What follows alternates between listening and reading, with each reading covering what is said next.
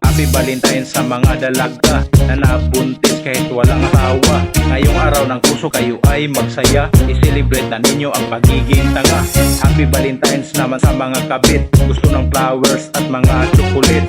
Huwag mag-alala kung di kayo mabigyan, isahin na lang sa inyong kamatayan. Happy Valentine sa mga dalaga na nabuntis kahit walang asawa. Ngayong araw ng puso kayo ay magsaya, i-celebrate na ninyo ang pagiging tanga. Happy Valentines naman sa mga kabit, gusto ng flowers at mga chocolate. Huwag mag-alala kung di kayo mabigyan, isahin na lang sa inyong kamatayan. Davao Mix Club.